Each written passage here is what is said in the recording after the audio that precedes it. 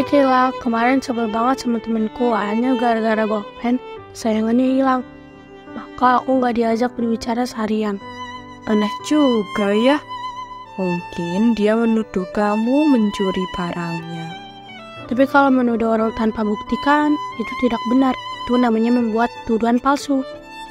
Memang teman sering salah mengerti tentang kita.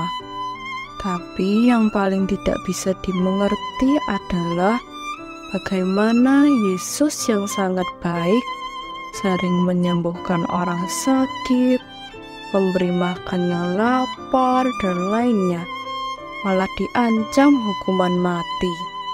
Itu benar-benar keterlaluan. Menjadi catatan buat kita bahwa untuk tindakan serius seperti itu, sebenarnya keputusan imam, kepala, dan tua-tua harus mendapatkan persetujuan pemerintahan Romawi, musuh mereka. Siapa sang pembuat keputusan itu? Kabarnya orang itu adalah gubernur kelima dari provinsi Yudea, yang dikenal sebagai orang yang bertangan besi dan keras kepala. Wow, kalau begitu, segera kita dengar penjelasan Pendeta Eko Arya. Halo adik-adik, kita bertemu kembali di dalam Saat Teduh BDKA. Mari kita bersama-sama berdoa sebelum kita memulai Saat Teduh kita pada hari ini. Bapa di dalam surga, kami meminta pertolongan-Mu Tuhan berdasarkan kemurahan-Mu, kiranya Engkau berikan kepada kami firman Tuhan, sehingga melalui firman Tuhan itu kehidupan kami semakin dipersekutukan dengan Kristus di dalam iman. Kiranya Roh Kudus-Mu yang bekerja mengaruniakan kepada kami anugerah-Mu itu, sehingga hidup Kristus boleh teraplikasi dengan sempurna di dalam hidup kami. Terima kasih Bapa. Dalam nama Tuhan Yesus kami bersyukur, kami berdoa. Amin. Nah adik-adik sekalian, saya percaya kita semua masih mengingat bahwa di dalam hari-hari terakhir Yesus, dia menuju pergi ke Yerusalem. Dan Yerusalem di hari-hari menjelang Hari Raya Paskah itu merupakan satu buah kota yang sangat-sangat sibuk. Dan Yesus masuk ke Yerusalem menjelang Hari Paskah. Maka kita bisa bayangkan situasi sangat ramai. Terlebih kita mendapati Yesus masuk ke Yerusalem dengan diiringi oleh banyak orang yang elu-elukan dia. Yesus datang, masuk, mengendarai keledai, lalu banyak orang yang berseru, Hosana bagi anak Daud. Dan sejak itu, saudara, kita mendapati bahwa Yesus Kristus menjadi lebih banyak dikenal di Yerusalem. Nah, kita ingat bahwa Yesus Kristus itu berasal, dia itu tumbuh dan besar di Nazaret. Dia tumbuh dan besar di daerah Galilea. Pada waktu itu, Israel sedang di bawah pendudukan dari Romawi. Oleh karena itu, berita-berita yang paling utama yang didengar oleh masyarakat Israel adalah berita-berita yang berasal dari pemerintahan Romawi. Yesus Kristus itu terkenal, iya terkenal. Tapi sebelumnya dia terkenal di wilayah sekitar Galilea saja. Ada Galilea, Korazim, Betsaida di dalam wilayah Israel bagian utara. Tetapi saudara, kita mendapati setelah Yesus mulai masuk ke Yerusalem, orang-orang mulai lebih banyak mempertanyakan dia. Khususnya hari-hari itu Yerusalem adalah kota yang sangat sibuk. Ada orang dari banyak daerah yang berziarah ke Yerusalem. Mereka mulai banyak bertanya-tanya, siapa sebetulnya Yesus itu? Maka satu orang bertanya kepada yang lain, kamu tahu nggak siapa dia? Oh, dia adalah orang Nazaret. Kamu tahu nggak siapa dia? Kenapa ada banyak orang yang elu-elukan dia pada waktu dia masuk Yerusalem? Dan kamu dengar nggak? Ingat, kemarin dia itu masuk ke dalam bait suci, lalu dia marah-marah di bait suci. Dan orang-orang di sana menjadi kebingungan apa yang mesti dilakukan di dalam keadaan seperti ini. Yesus Kristus menjadi sangat terkenal karena berbagai macam cerita dari mulut ke mulut dan dari apa yang mereka lihat dari aksi Tuhan Yesus di bait suci Yerusalem ketika dia menunggang balikkan bangku pedagang merpati, meja penukar uang. Orang-orang mulai bertanya-tanya, siapa dia sebetulnya yang sekarang ada di Yerusalem dan menciptakan keributan yang sebesar ini? Dan adik-adik, kalau saya tanya kepada adik-adik sekalian, saya percaya adik-adik itu masih ingat Yesus itu siapa. Dia sudah pernah melakukan apa saja? Oh banyak Pak. Yesus pernah mengajar dengan sangat berkuasa. Yesus pernah menyembuhkan banyak orang dari penyakit. Yesus pernah mengusir setan. Yesus bahkan pernah membangkitkan orang mati. Apakah Yesus pernah berbentur-benturan dengan lawannya? Pernah. Tapi dia berbentur-benturan dengan orang jahat. Kira-kira Yesus ini adalah orang yang baik atau orang yang tidak baik sebagai manusia? Tentu saja kita menganggap bahwa Yesus adalah orang baik. Semua orang tahu kalau Yesus adalah orang yang baik. Tetapi kita juga tahu setelah Yesus berdoa di Taman Getsemani, dia ditangkap. Dan setelah dia ditangkap, dia dihadapkan kepada Mahkamah Agama atau Sanhedrin. Nah, yang namanya Mahkamah Agama adalah satu buah lembaga yang harusnya mengadili seseorang, mengadili orang dengan baik. Apalagi itu adalah Mahkamah Agama Yahudi. Mereka percaya kepada Taurat, mereka percaya kepada kitab para nabi, mereka membaca banyak teks-teks di dalam Perjanjian Lama, maka mereka harusnya bisa mengadili kebenaran dengan baik, menyatakan yang benar itu benar, yang salah itu salah. Dan Yesus Kristus setelah dia ditangkap oleh para prajurit, dia diperhadapkan kepada Mahkamah Agama. Nah, harusnya aman. Yesus Kristus tadi kita sudah tahu, dia adalah orang yang baik. Sebagai manusia, Yesus tentu adalah Allah ya, tapi sebagai manusia, dia adalah orang yang baik. Maka ketika diperhadapkan di Mahkamah Agama, harusnya Mahkamah Agama dengan kepala yang jernih, lalu dengan hati yang suci, dengan tanggung jawab yang besar karena memangku jabatan orang yang memegang Taurat dan mengadili orang lain, harusnya Yesus aman. Harusnya ketika Yesus itu diadili, maka pengadilan akan menyatakan Yesus sebagai seorang yang benar. Nah, tetapi kita tahu ternyata Yesus nanti akan diadili dengan sangat tidak adil. Ini aneh sekali. Namanya pengadilan, tetapi mengadili dengan tidak adil. Tapi itulah yang terjadi. Nah, adik-adik sekalian, kita bisa pikir ya, kenapa ya sebetulnya? Kok mereka itu sampai harus mengadili Yesus dengan cara yang tidak adil? Kenapa kok keadilan itu bisa dibengkokkan? Yang benar menjadi salah, yang salah menjadi dibenarkan.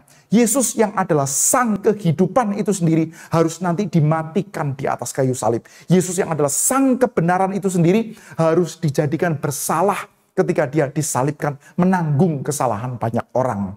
Nah, saudara-saudara sekalian, di dalam kitab suci kita mendapati bahwa Rasul Paulus pernah berkata bahwa Yesus Kristus itu tidak mengenal dosa. He who knew no sin. Dia tidak mengenal dosa, tapi dijadikan berdosa karena kita. Bagaimana bisa yang benar menanggung kesalahan? Harusnya Mahkamah Agama tidak boleh melakukan hal ini. Mahkamah Agama harusnya bertanya dengan detail, tanya saksi-saksi yang paling bagus, dan setelah itu memutuskan, Yesus, orang Nazaret, engkau adalah orang benar. Karena memang dia adalah orang benar. Tetapi faktanya, pengadilan agama menjatuhkan satu buah penghukuman, yaitu bahwa Yesus adalah orang yang bersalah dan layak untuk dihukum mati. Tapi penghukuman yang mereka jatuhkan itu, mereka tidak bisa lakukan sendiri. Kenapa? Karena sekali lagi mereka sedang ada di bawah pendudukan Romawi. Jadi Mahkamah Agama hanya bisa melakukan proses peradilan, lalu menjatuhkan vonis, menjatuhkan dakwaan. Tapi mereka tidak boleh main hakim sendiri. Mereka harus menyerahkan permasalahan itu kepada Pilatus yang pada waktu itu memang menguasai wilayah Yudea. Sekali lagi ya, di dalam pendudukan Romawi. Maka Yesus pun diserahkan nantinya kepada Pilatus dan diputuskan akhirnya bahwa dia harus dihukum mati. Kenapa? Kenapa Pilatus bisa menghukum Yesus sebagai hukuman mati? Pilatus itu orang Romawi. Dia tidak banyak mengerti tentang agama Yahudi. Ya tahu-tahu sedikit lah. Tapi dia tahu kalau namanya orang Yahudi yang sangat peduli dengan agama. Mereka banyak melakukan perdebatan agama. Dan kalau sudah namanya urusan perdebatan agama harusnya diselesaikan saja di dalam Mahkamah Agama. Pemerintah itu tidak mau ngurusin urusan agama Yahudi. Maka orang-orang di dalam Mahkamah Agama, para tua-tua orang Yahudi itu mereka mencari-cari cara. Bagaimana caranya supaya bisa Yesus itu dihukum menurut pengadilan. Bukan cuma pengadilan agama. Mereka bisa membengkokkan pengadilan agama. Tapi menurut pengadilan Romawi, Yesus harus bersalah juga. Sehingga dia bisa dijatuhkan hukuman mati melalui penyaliban. Maka mereka cari cara. Bagaimana caranya? Oh, ini caranya. Bukankah Yesus itu diklaim bahwa dia adalah raja orang Yahudi? Pemerintah Romawi untuk menguasai orang-orang Yahudi, mereka mendirikan satu raja boneka. Raja yang dikontrol oleh pemerintahan Romawi. Namanya adalah Raja Herodes. Tetapi Yesus ini sudah diklaim menjadi raja. Berarti yang dikatakan oleh Romawi, raja orang Yahudi itu Herodes. tapi Yesus menyatakan atau dinyatakan bahwa dia adalah raja orang Yahudi. Kalau gitu nggak setuju terhadap Romawi dong. Maka dakwaan itu yang diberikan kepada Pilatus. Yesus ini mengklaim dirinya sebagai raja. Oh Tuanku Pilatus, bukankah raja kami, kaisar kami cuma satu, yaitu kaisar. Kami tidak punya raja yang lain selain kaisar. Tapi Yesus dari Nazaret ini, dia sudah mengaku-ngaku sebagai raja. Menolak kaisar, menolak raja yang sudah engkau taruh di antara kami orang-orang Yahudi. Nah kira-kira begitu ya dakwaannya. Maka Yesus pun nanti akan dijatuhi hukuman mati. Nah kembali lagi adik-adik. Pertanyaannya, kalau Yesus adalah orang benar, kalau Yesus itu adalah orang yang tidak bersalah, dan dia bukan cuma benar, tapi dia juga baik, dia suka menolong dan pengajarannya bagus. Kenapa ada banyak sekali orang yang akhirnya ingin supaya Yesus itu dimatikan, ingin supaya Yesus itu disalibkan? Pertanyaannya kenapa? Saya kira jawabannya adalah justru karena Yesus benar dan Yesus baik dan Yesus mau supaya kehidupan kita, para pengikutnya, untuk dijadikan benar dan baik seperti dia, maka orang-orang itu tidak mau. Adik-adik sekalian, saya percaya kalian sudah pernah banyak mendengar saat teduh atau khotbah di gereja yang baik dan yang benar. Tapi banyak di antara kita yang tidak mau ikut, tidak mau ikut, bosan. Kalau bisa saya tidak mau dengar. Nah kalau mereka mau mengatakan saya tidak mau dengar. Tapi Yesus tidak berhenti untuk berbicara dan tidak berhenti untuk melakukan tindakan yang benar. Maka Yesus itu harus dimatikan. Mereka tidak siap untuk dibentuk, tidak siap untuk dijadikan bagus, tidak siap untuk hidupnya diperbarui oleh Tuhan Yesus. Oleh karena itu mereka menyalibkan Tuhan Yesus. Adik-adik sekalian, bagaimana dengan kamu? Bagaimana dengan saya?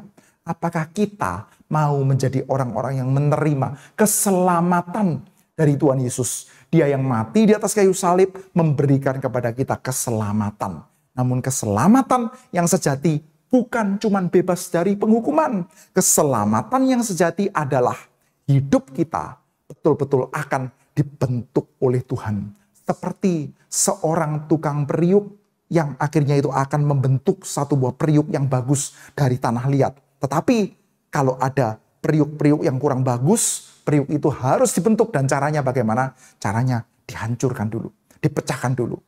Kamu dan saya, dalam banyak hal yang masih banyak mengandung dosa di dalam hidup kita, kita perlu dipecahkan, dihancurkan dulu. Dan itu tidak enak. Kadang-kadang kita bahkan sisa kepingin melawan Tuhan.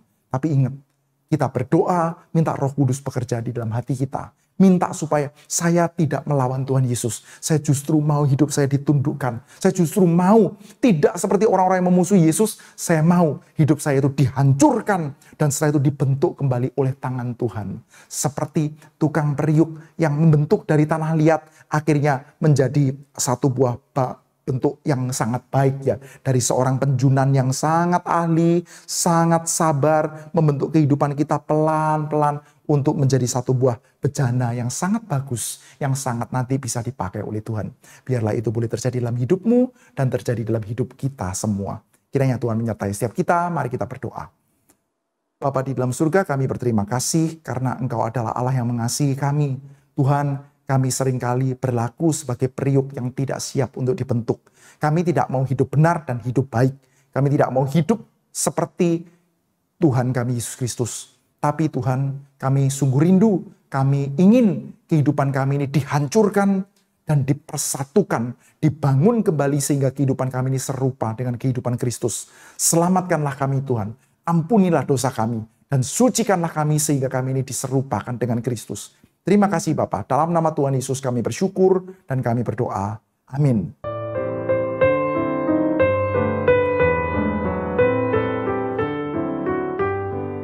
Aku gak habis pikir, orang kalau sudah benci biasanya mengalahkan segala cara untuk melampiaskan kebenciannya.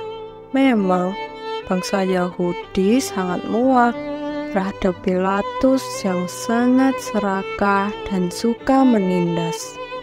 Sekalipun demikian, mereka memakai dia untuk melampiaskan kedengkiannya terhadap Kristus yang super baik. Ini berarti kerajaannya sudah beranjak dari Yehuda. Jadi apakah ini yang disebut penolakan Allah ya? Kalau biasanya mereka menolak Allah dengan menyembah Allah palsu, tapi kali ini mencapai puncaknya dengan menyerahkan Yesus pada Pilatus. Aku benci orang Israel, jahat sekali. Jangan buru-buru, kita juga sama. Punya kebenaran sendiri dengan mengabaikan anugerah Allah lewat firman-Nya, dengan menolak pembentukan Tuhan melalui penderitaan.